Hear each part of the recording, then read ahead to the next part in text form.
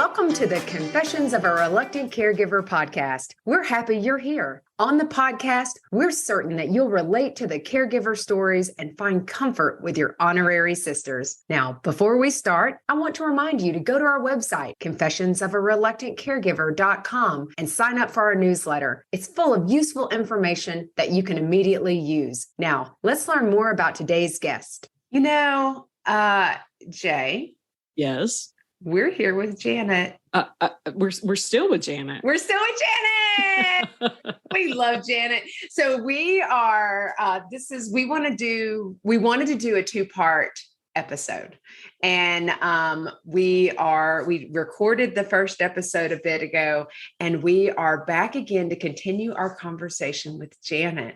Yeah, we couldn't get enough. We really Janet. We were like, we had so much more to say. She's like our Aunt Jane. And when we went home 2 weeks ago, all I could think of is Aunt Jane and Janet have got to meet because Jane's a cooker too. Jay, you remember what Janet said on the last one? Yeah, Aunt Jane, I'm not sure she uses as much bourbon. I'll tell you right now, she is not using alcohol in her holiday treats, although I think every one of us could use alcohol in our holiday treats. That's your... Listen, the two of you, I will argue that point because if you take a look at vanilla, right? And you'll see the content of the alcohol. It's like 80% alcohol. Natalie, we should start hitting up the vanilla. I think that's why people drink the vanilla in their coffee every morning. I've already hit the vanilla. So just so that, because in case our listeners are not, in case our listeners aren't back to back, like just kept playing, because I think you should totally keep playing.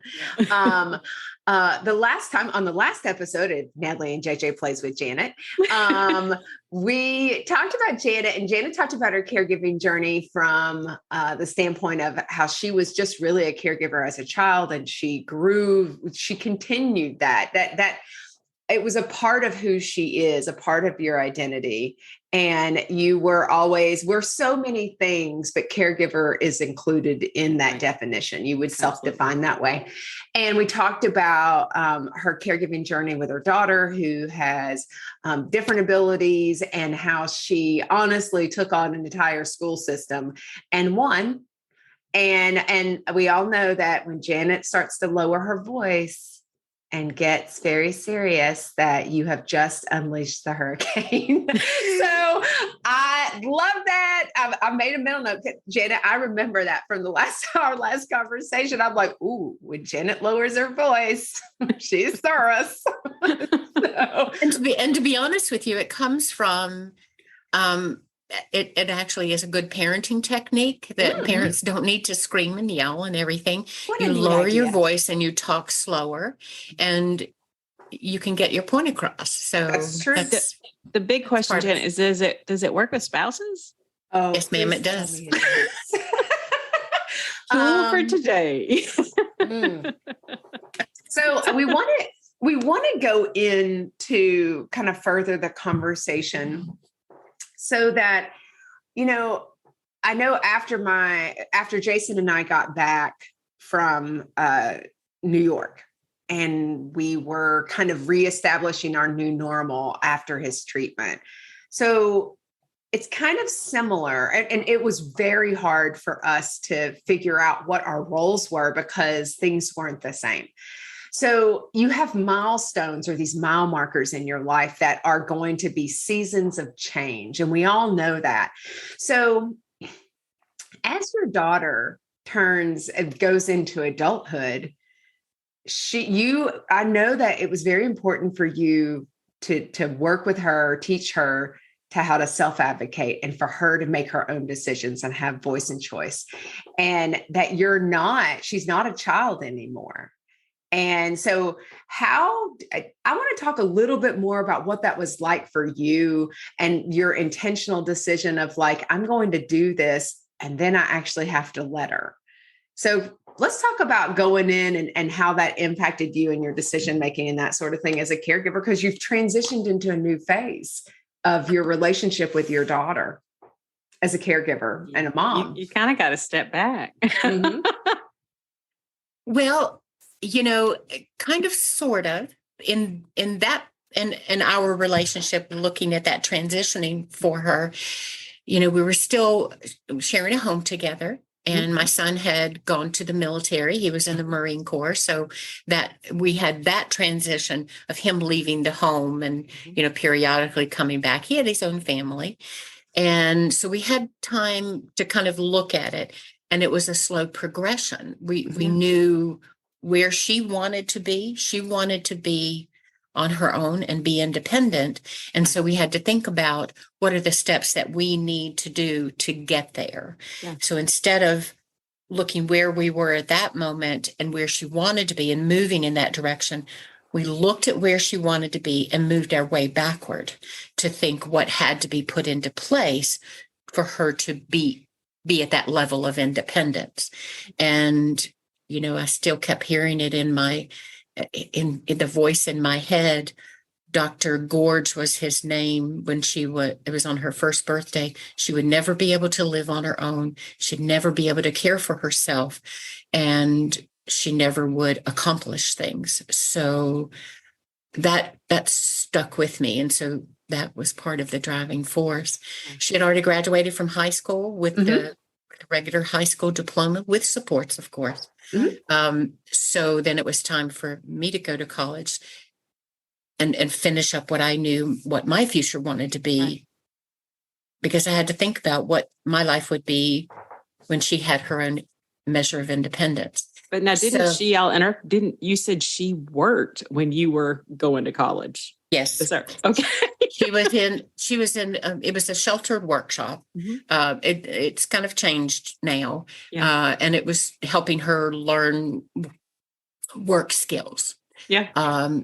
And to be honest with you, with her level of disability, the physical disability, the speech and language impairment, it made it difficult for her to be in a regular job. Yeah. And she understood that. We knew that, but it was just the way that the communities have been, I don't want to say set up, but we often don't see adults with physical limitations, physical disabilities being out in the workforce. Yeah.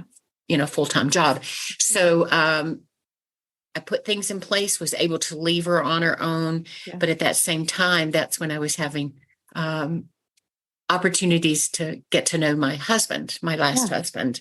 So, and looking at setting things up like a checking account that she could manage, looking at making her pay bills and things like that. So just kind of laying the groundwork. Yeah. And then at the same time, figuring out still what I wanted to be when I grew up.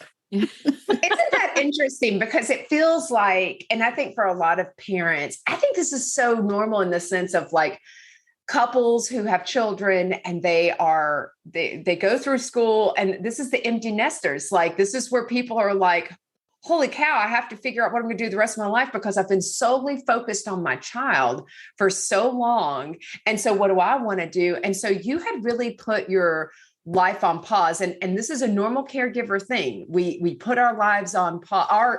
Let me say, we don't put our lives on pause. We put our wants and desires maybe on the back burner to ensure that the care of the individual is to the forefront, to make sure that they get their needs met. I think that's common. And so would you say that you would also probably did that at the same time? I mean, you did sacrifice your job that you loved so that you could have insurance. Well, when my daughter was younger, my son was younger, I had that, you're referring to the job that I had. Yeah. And I had to make a decision about what was the priority there. Yeah.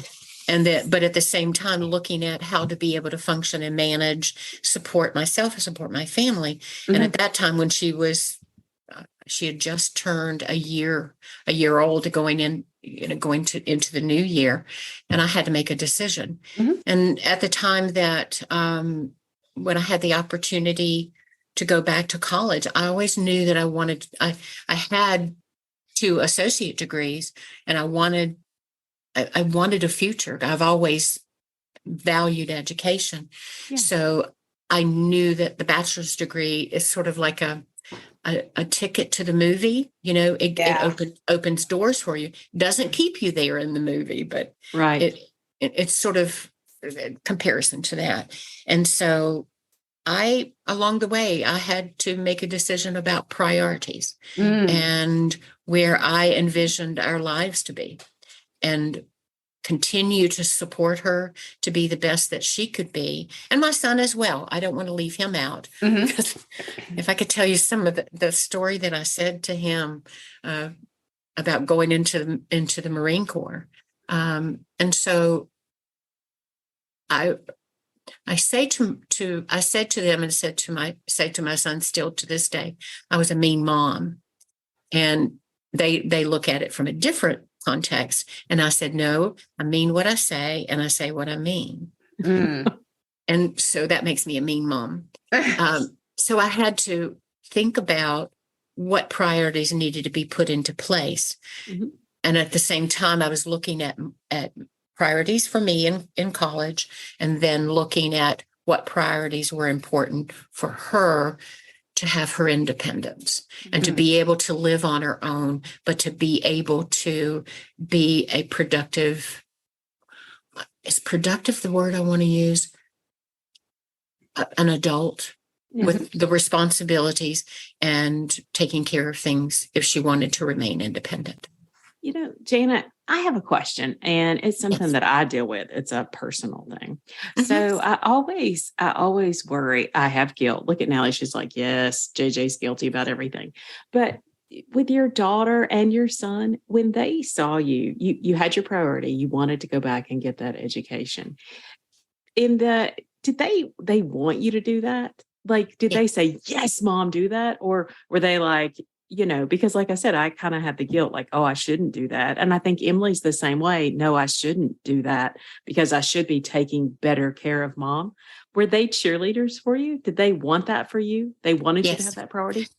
They wanted it for me because I wanted it for myself. Yeah. And I think caregivers don't realize that actually the person they're caring for is like, actually, we do, there's so many out there that said, go, we want you to fly. Absolutely. And I think the greatest thing, JJ, that a mother could hear from her own children, whether, when they're younger, it means a great deal. But when they become adults and they look at you and they say, Mom, I'm so proud of you.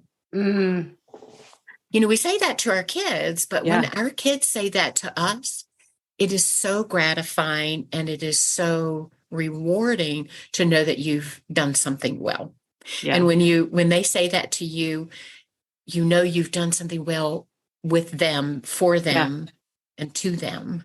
Yeah. To be that kind of adult. Yeah. Yeah. Yeah. I love that. So I know that, so you went to school, and you mentioned this a little bit ago. You went to school and then you graduate. And then what did your daughter say? It's time to get a job. I just wanted to make sure folks knew your daughter had to be just the spunk.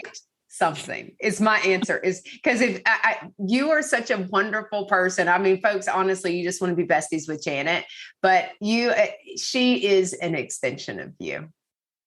And she probably, she probably was.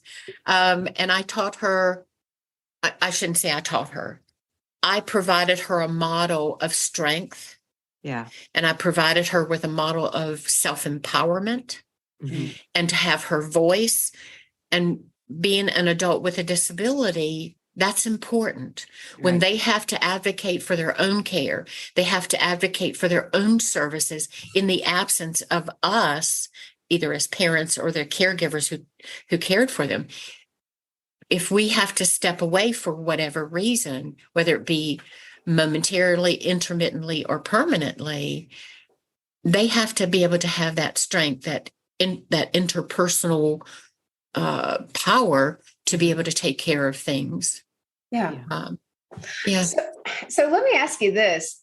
You mentioned that your husband,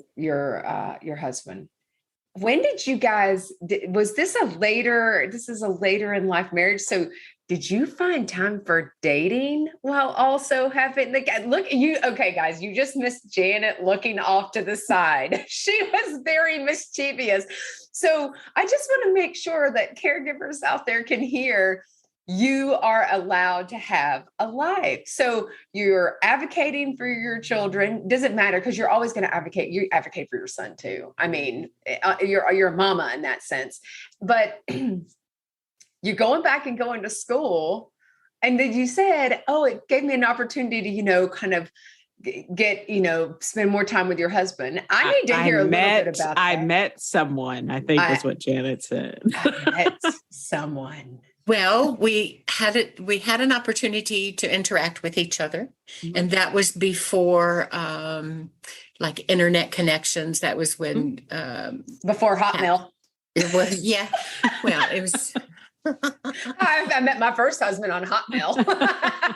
Well, to be honest, so it was, we were sort of at the forefront of things, but the more I talked, we actually communicated via messaging and we communicated via email. And it was probably 6 to 8 months before I actually was able to talk to him on the phone.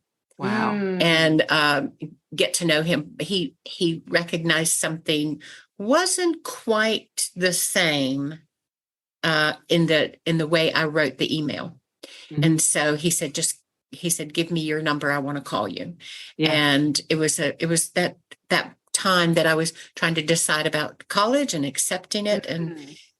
And he was very supportive along the way, that if you have this opportunity for going to college and things will be okay, he supported that.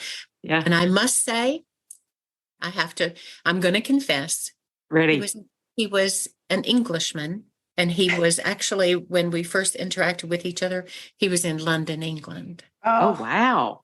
Ooh la la. Janet. You're like a romance novel. You are a romance novel. I mean, I love the Scottish ones back in the 1800s, but we'll get past that. Don't worry. We can do modern day British.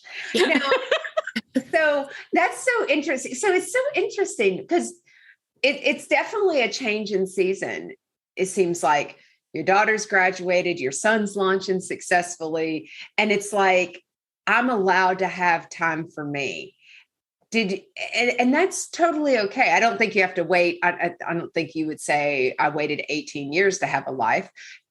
We all make choices, but you're going back to school. You've met someone who's British. I love that. That's intrigue. And you and your daughter are living together, and it's because at that point you're mother-daughter, but you're also roommates. And establishing what the expectations are, and, home by, 9 kind of feel is kind of going out the door as I know you're promoting your independence. So that's interesting. Did you experience what was that like for you? Did you have any concerns or any guilt or any worries or anything like that? My greatest thought process, it was maybe a concern, but just to make sure that she knew that I wasn't leaving her, that I was exchanging him for her. Yeah, that I had to make it work, and for him at some point to get to know her, and with him being all that distance away. It wasn't something that I was thinking about having a relationship, but it was nice just to have somebody to connect with. Yeah. And I was still, I was an in-home caregiver. We were together, and all of the things that she needed. Now she could do some of her ADLs, but like the cooking and the personal care and everything, that was still there. And I still had to balance that out with the responsibilities in college. Mm-hmm. And then looking at some me time and the time that I had with him. So I still had to figure out that balance. Yeah. And we probably talked more than 1.5 years before he actually came into the States. He was an antique dealer, and he he would come back and forth periodically. And so those visits became more frequent, and we got to know each other more and more. And he got to know her, she got to know him, and she absolutely loved him in sort of like a father figure. Yeah. And he respected her. He understood about her limitations and my responsibilities and everything.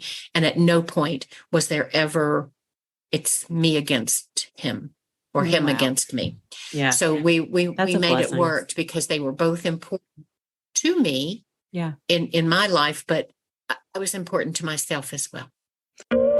Hey, ladies, I need to interrupt for just a second to share about the Sisterhood membership. It's basically a sale every day. And the best part, it's free. Here's the details. We're partnering with our friends at Benefit Hub and other care partners to save you money.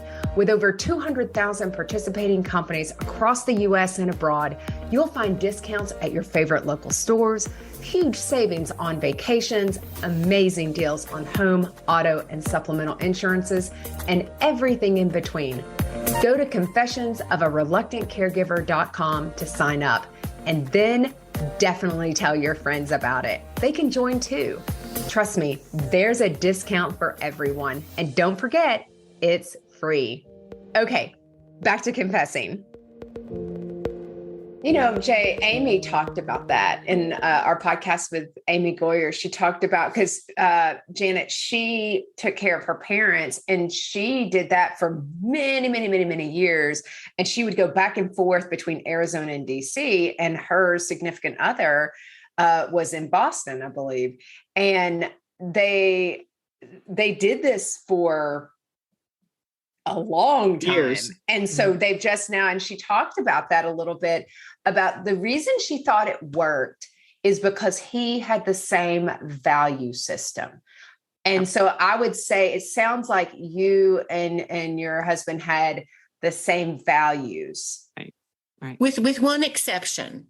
Okay. Is it tea and coffee? It's tea and coffee, isn't it? Is it Nutella? No, it's tea. And, well, that was not the exception, but proper cup of tea. You never, ever fix a cup of tea with hot water. You use it with boiling water. It has to be boiled. Facts. Got it. Yeah. I did study abroad. But the one thing that, you know, I wanted more than anything, and maybe it was just me being selfish, his value, and I don't know if it's part of the culture or what, he would say to me, no PDAs. And I go, a PDA? Well, that's a device. Back then it was the little devices. And I'm going, well, what does that mean? And he goes, well, you figure it out. So I spent months trying that, along with what, some kind of a cake. Yeah. Till I figured out it was nothing more than pound cake. But the PDAs were public displays of affection. And he would not do that. No holding hands. I really do think that's, well, part of that's culture, and part of that is, his upbringing, past experiences. And if you don't see it, then you don't think that's royalty. He must have been part of the royal family. He must have been with Prince Charles. You know, he's getting a little stodgy. I don't know. He just, he had just a wonderful sense of humor. But anyway, you know what? It's the decorum of the British. Yeah. Yes. I will say that. I think that is a decorum. So isn't that interesting? So so then you ultimately got married, and so that changes. I'm assuming that changed a little bit of the dynamic. So that, I mean, because it's one thing to date, it's one thing to do long distance dating, which is the best. You still have your own time, and then you come and you create a house together. And so did your daughter live with you? So did you all three, I feel like, what was it? Three's Company. I love Three's Company with Tom, Tom, what was it? John Ritter. So how did that go? It wasn't quite like that. No.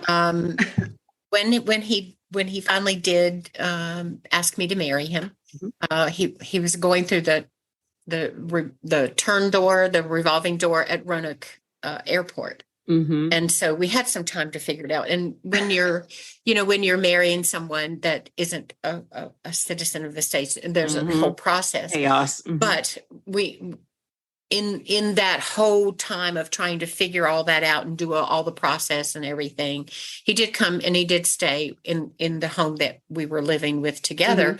Mm-hmm. But we talked together with my daughter and said, we need a home of our own. You need your own independence. And I'm still moving along that line of you will remain in this home. And we had my daughter and I, her name is Leanne. We had been setting things up. For example, she was on the lease. We did the financials together. So I was setting her up for her to be independent along the way. And then my husband, when he was in England, he found a home that was actually in our town. And he said, I want us to buy that home. And it actually is one of the historic homes in the town that I live. And that's what his work was back in England. The old homes, he said. So we worked it all out and we moved into that home. And gosh, for lack of a better phrase, and it sort of evokes emotions for me now, we left her behind in the apartment. But I don't see it now that I left her behind. I left her in a place where for all those years she had become comfortable. She knew how to function. Things were already in place.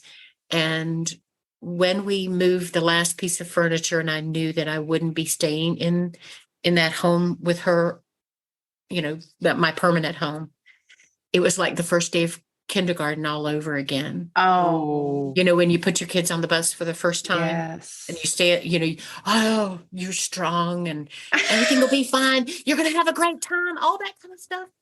And then the bus drives away and then you just totally break down and bawl like a baby. You melt down. I melted down and, Michael, my husband, said, she's going to be fine. You did everything that you needed to do. She needs to do this for herself. Wow. It's time for her to fly. She's been flying so long, she walked across the graduation stage. She did all that. You made all that. She Absolutely. did, Well, and how scary, honestly, how scary it is for you as not only as a caregiver, but as her mother. Like you guys have been together. How old was she when you moved out? Gosh, I have to stop and think. That was 2002. She was probably 22, 23. Yeah. So she had all the supports that I felt that she needed, even though we knew that she needed more. Yeah. But I think she was about 20. It was in 2002. Yeah. She was born in 80. So that would have made her 22. Yeah. Getting ready to turn 23. So, and you guys have been together the whole time. And so it is like kind of child going to kindergarten or whether it's college, although I'm pretty sure mom cried when JJ went to college, Janet. I think everybody knows JJ is the favorite. When I went to college, she put my stuff in JJ's car because JJ and I both went to Hollins together. She put my stuff in JJ's car and was like, have a good time. She didn't even go with me. JJ unpacked me. Like you could totally tell I'm the middle child. She had no tears. And so, but no tears that you saw. Oh, I'm telling you, she still has no tears. No, there was no tears. There was no tears. It's like, I was like, yes, get your sister to school. Get your sister to school. Get her checked in. Okay. Yeah, exactly. And honestly, it was better that way. But I will say, that's like such a definitive change. Like you went to college, definitive change. You met someone, definitive change. Did you experience any grief after you moved out, or after you and your husband moved out? Because she stayed. Yeah. Well, I think she was ready. It was sort of like a mixed emotions for her. She was ready for that. Mm-hmm. She saw the house, but we knew that she couldn't function in the house, but she wanted to be on her own. Yeah. She wanted you out. Is that what you're saying, Janet? She was like, get out of here, Mom. Go ahead, Mom. Go live Get your a job. life. Get a job, get a husband, go get a wife. So, and in between the time, I'd gotten a job and I was working. That's when I started with ombudsman work. Mm-hmm. And so there was that transition between that time. But I know she was halfway ready for that to happen, but scared at the same time that she would be in the house alone and what that would mean for her. And, no amount of talking to comfort her you're going to be fine. Yeah. You'll have this independence. You'll continue your life the way it is now. I'm still going to be here. And I was still there. I wasn't there every single day, but I was still there. We talked every day. And, I still helped her with the doctor's appointments, all the specialty appointments and all the things that she needed. And we did, the basic, grocery shopping. I would pick up things for her, but I would make her do her own grocery shopping. So do you think that your relationship at that point, when you moved out, transitioned back to what it's so, I hate the word traditional, a commonly thought of mother-daughter relationship? Do you think that because she was pushed? I do. Because it sounds like what you're doing is that independence allowed you to take a step back from the caregiver role as the primary and allowed you to be more activities of expected of a parent. Sort of like that game, Mother May I? Mm-hmm. Where you take a baby step or a big step or whatever. So initially they were halfway baby steps, some distance from her, but still I wasn't a helicopter mom, but I knew that I needed to kind of watch things a bit more closely to make sure that she was successful. And then as time went on and she was more and more independent, she became her own person. Separate from me. And she took on things and she took on her own life. Then I could take bigger baby steps back or more baby steps back. Yeah. And I think about her now, the anniversary of her passing and my husband's passing is coming up in a couple of weeks. And I think about how successful she was, because had she just hung on a few more months, in this world, it would have been 12 years she would have lived independently on her own and successfully on her own. Wow.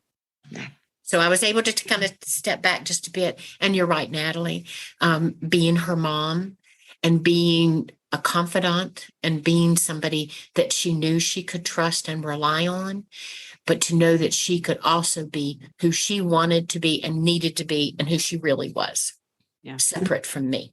I love that. And vice versa for you. Yeah. You had the opportunity to follow and have permission to do those things. And so, I do want to say this. You were born to serve. You were born to serve, and that is ingrained in your DNA in my mind. You just absorbed that. And so not only did she care for everybody, in the sense of family members and her daughter, and then launching her, you went in and got your degree and went into a position where you serve more. She's been doing that for like 22 years is what my note says. Yeah. And so you went to the Agency on Aging, and there are a little bit different names from state to state. So this is normally we talk about caregiver journey and we lean it into just the direct, but this is such an important group from state to state that I wanted to make sure that we touched on the Agency on Aging and kind of, you mentioned the word ombudsman. Number one, it's hard to spell. Okay. So it's kind of hard to say sometimes. It's a little, and it's a funny word. It's like puppy. I love that word, but just because it's the piece, but I like certain words, Janet, like they're sorry, fun to Janet. say. Bulb. And so that's a fun one. And so you're welcome. Yeah, this is why my mom sent me off to college with JJ.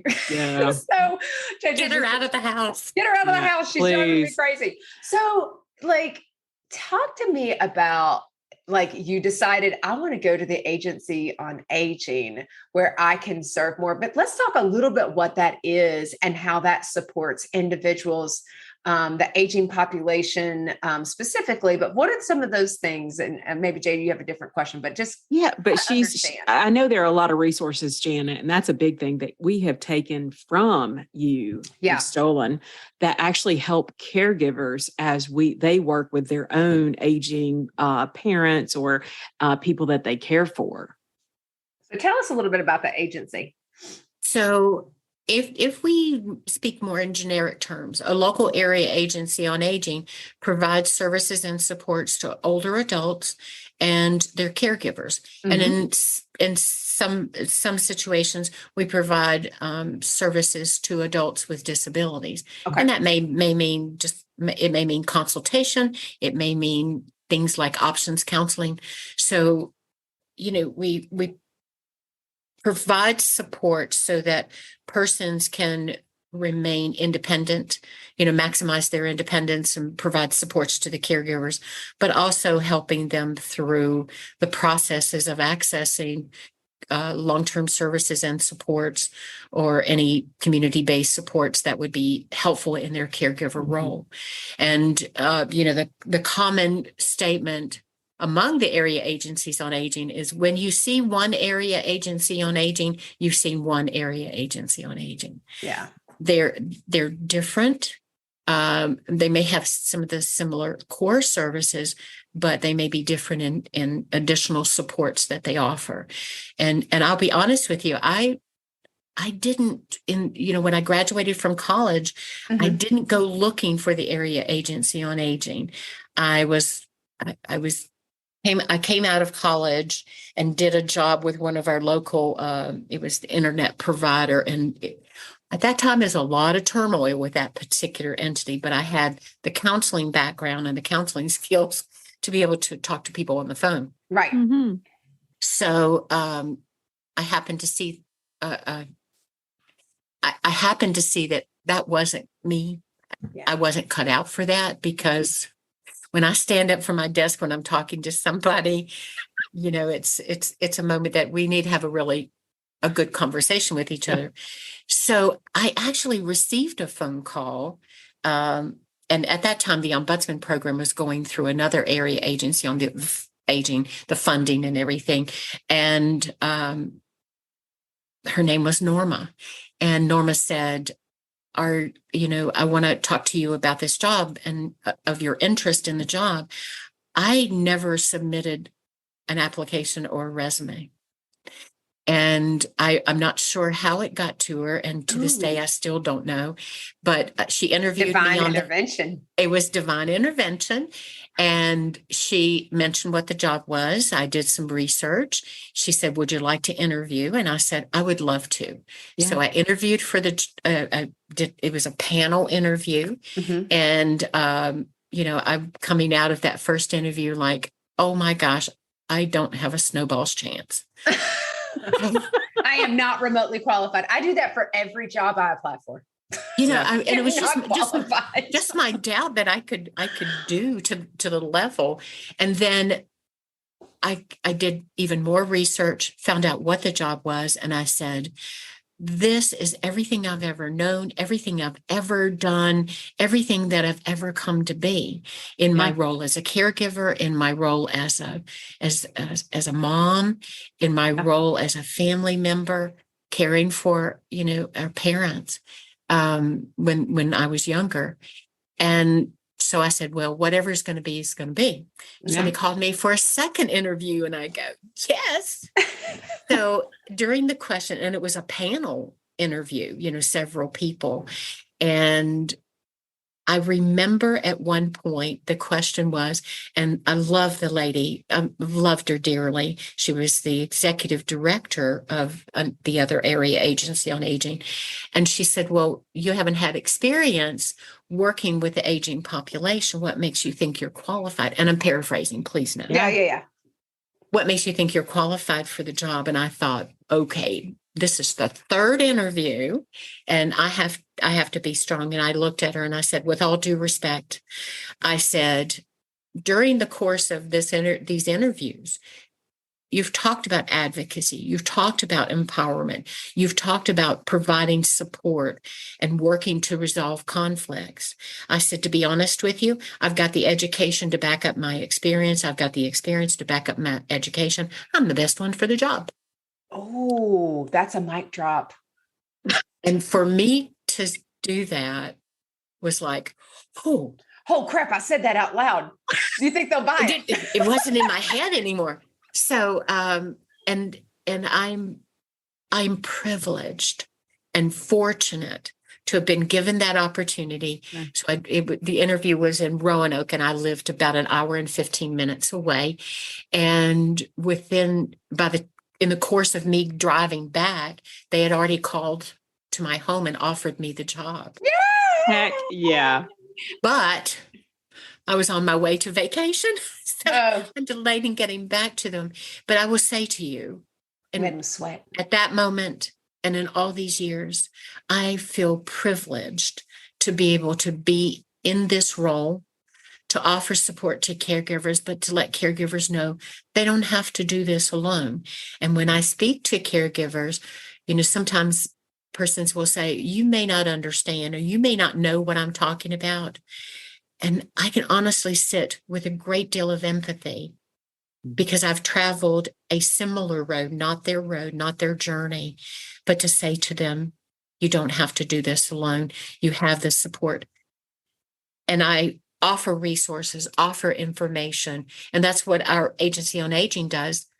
We offer that information. We offer that support so they don't have to walk the journey alone. Mm. It feels so good. Jay, I think you were going to ask something. That was like a warm hug. I know. Well, I know that, Janet, we're going to definitely include the New River Valley, your contact information in our show notes, because I know we'll have a lot of listeners that are like, oh, wait a minute. She talked about all kinds of resources or ways that people can get support. And I want people to know that we'll include those in the show notes for sure, Nat, to make sure that they'll know how to get Janet and the agency. Yeah. And I think this was just, and we're just, as we kind of come to a close, just thinking about how it was what your statement around just like you thought about your caregiving journey with your parents, you thought about it with your daughter, you thought, you know what I mean? Like, and the fact that you didn't apply for the job. You have been a blessing to so many people. And I think that the blessings came back to you. And I do. And when I say to persons, today is a blessing, because we've been given one more day to find moments of joy. And something as simple when you can sit with a family in a nursing home and they know that their loved one's life is passing, and you can sit there and say, let's be joyful of the memories, of the experiences that your loved one brought into your life. They can still hear you. And I did that Friday night, and the lady hadn't been responsive for a couple of days. But Friday night, when I showed them how to still communicate their love as caregivers for her and as family members, and then the lady started tearing, and tears were coming down the side of her face. It gave them joy. Mm-hmm. And I feel privileged. And I will say, if I may do this, we can't do the work that we do without our community partners, with those who are in the community, like you, JJ, and you, Natalie, that we come together in coordination with each other. And it's sort of like running that 600 relay, that where one stops, one finishes their leg of that relay, mm-hmm. but at one given moment, you see them running together. So they pass the baton off to each other. Mm-hmm. And then one slows down, and then the other one takes off running, if you watch those relays. And that's pretty much what this is. Let us be there with you. Let us help you. We'll do what needs to be done, but help you be strong and help you have those resources and that connection with other entities. And then you can take off on your own. I think that's called caring forward, Natalie. I think that sounds like caring forward. Because that's what we do. I think we care forward. Well, Janet, thank you so much for being here with us again and continuing our conversation, because you've lived such a full life. And continue to bless and care forward. I hope that is true. And I'm very humble. And my personality, actually, believe it or not, is as an introvert. And I have those moments, and I'm working on being more, a little bit out. What can I say? A little bit more extrovert, but that's not my nature, not my personality. But I will say to you that after the death of my husband, after the death of my daughter, I had to figure out things and figure out life and figure out about continuing a life well lived. And I will say to you, I have that. And to come out of the role of personal caregiving, but to be supportive of other caregivers, my life is well lived. And if tomorrow or today I get notification that today's my last day, I will say, no regrets. I've learned along the way.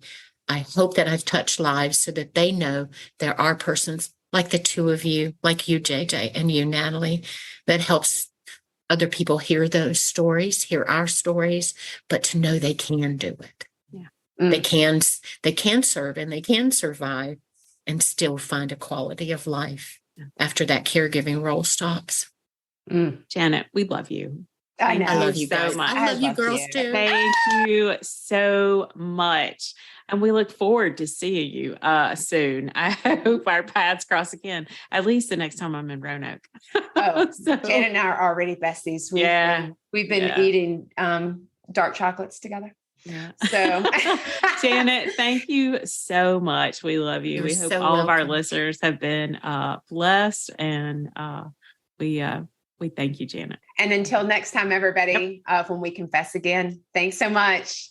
Well, friends, that's a wrap on this week's confession. Again, thank you so much for listening. But before you go, please take a moment to leave us a review and tell your friends about the Confessions podcast.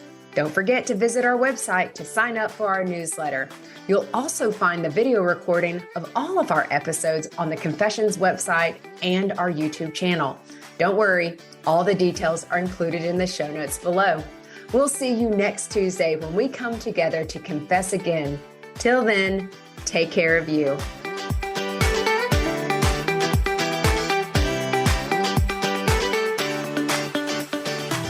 Okay, let's talk disclaimers. You may be surprised to find out, but we are not medical professionals and are not providing any medical advice. If you have any medical questions, we recommend that you talk with a medical professional of your choice. As always, my sisters and I at Confessions of a Reluctant Caregiver have taken care in selecting the speakers, but the opinions of our speakers are theirs alone. The views and opinions stated in this podcast are solely those of the contributors and not necessarily those of our distributors or hosting company. This podcast is copyrighted and no part can be reproduced without the express written consent of the Sisterhood of Care, LLC.